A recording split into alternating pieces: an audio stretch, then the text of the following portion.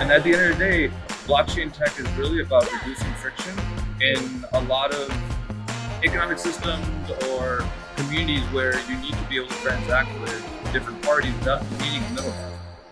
Hi everyone, welcome to Token 2049 and we are here with Omar from zkSync. Hello. Hi Omar, can you just talk a little bit about yourself and what does zkSync exactly do? Sure. So I am the head of business development at zkSync.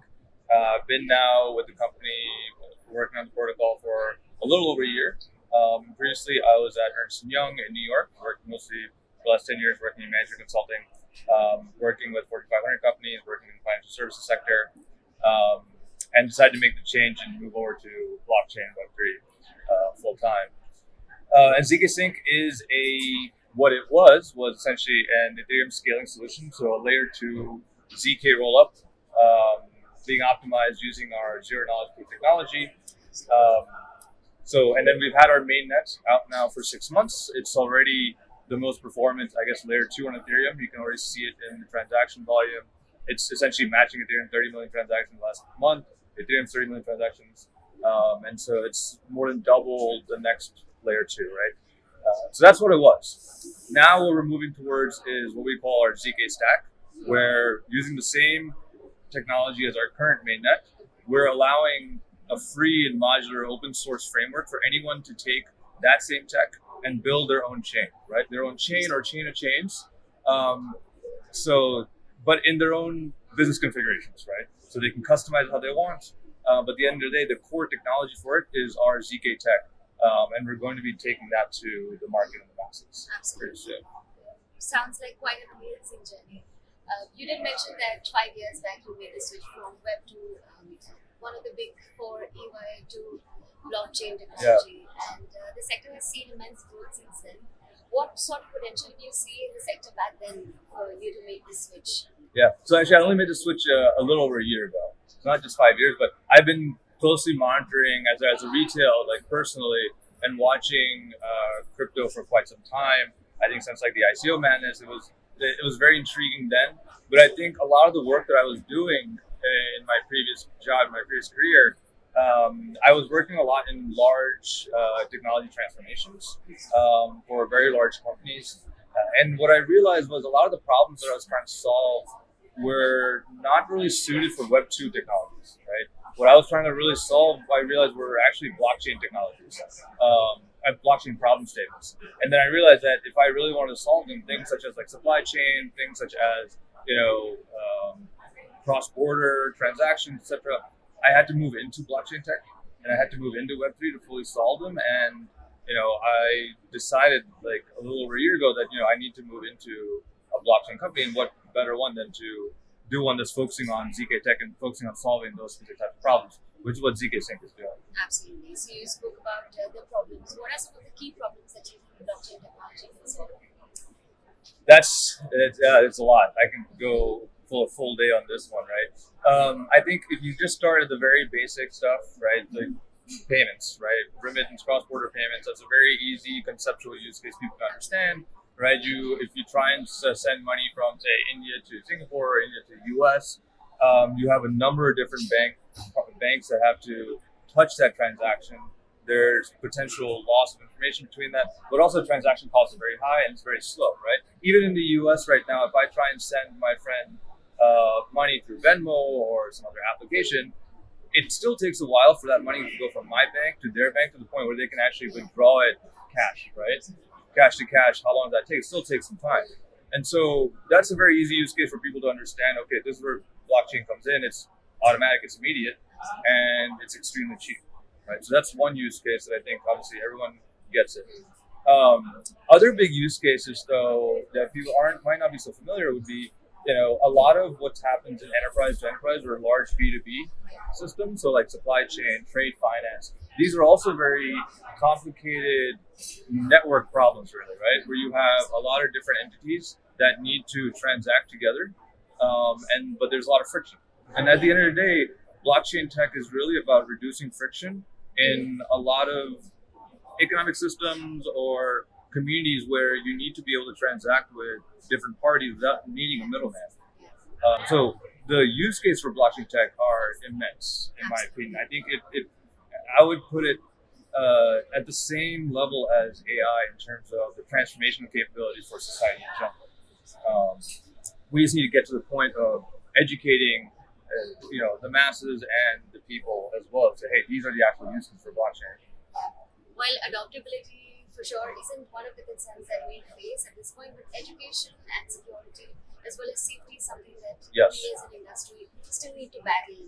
What is zkSync doing to help their customers, communities to get Great. past this problem? Yeah, great question. I mean, I think there's a couple that I would also add user experience too, right? So how do you actually build something that people will use without, they shouldn't realize they're using blockchain tech at the end of the day, right?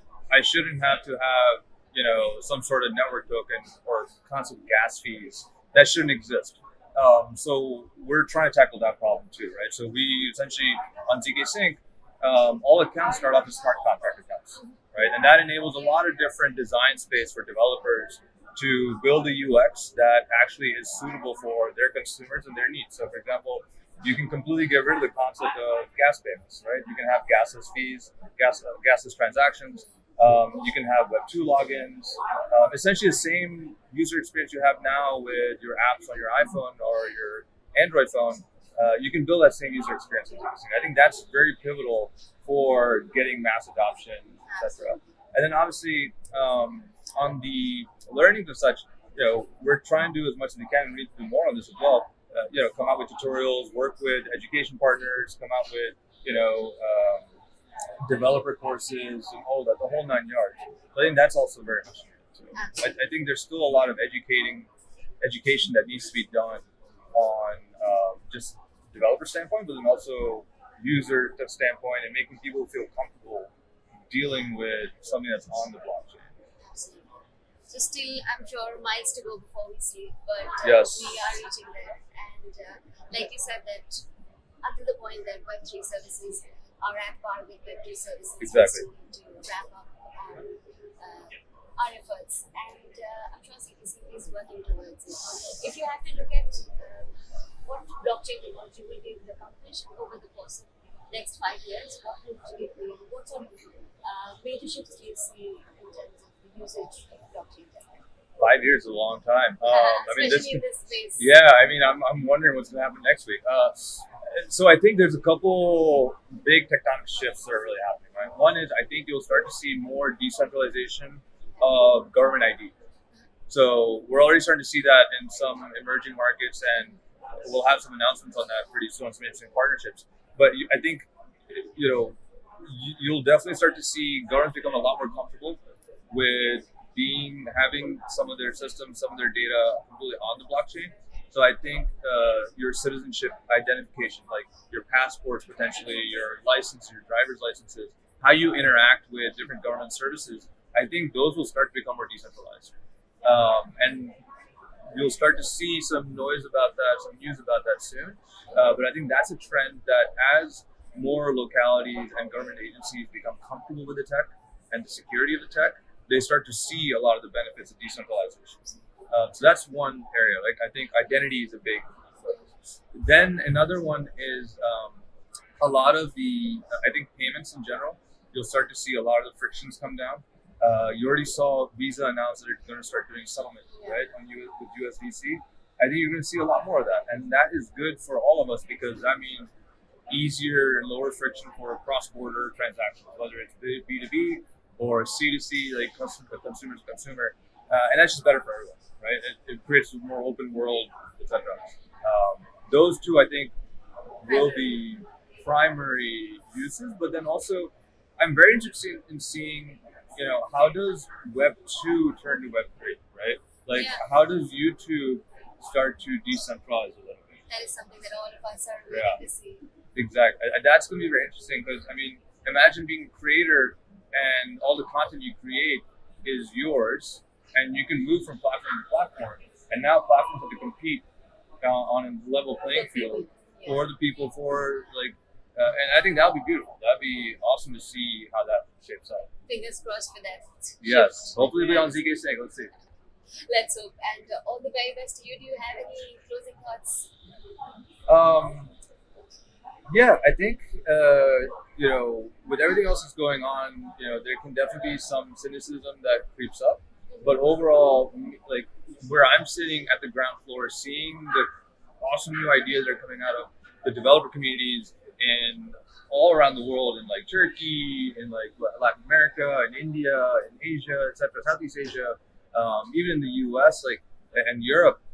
I'm very, very bullish about what the future holds. I think as long as we stick true to, our overall ethos, which is, decentralization, self sovereignty, self custody, and push forward the boundaries of what's possible with blockchain tech. I think the future is very, very bright for everyone that's involved here, but then also for everyone that's going to benefit from this technology. Absolutely, and so we will. Thank you so much for talking Awesome. to us today. Thank you very much.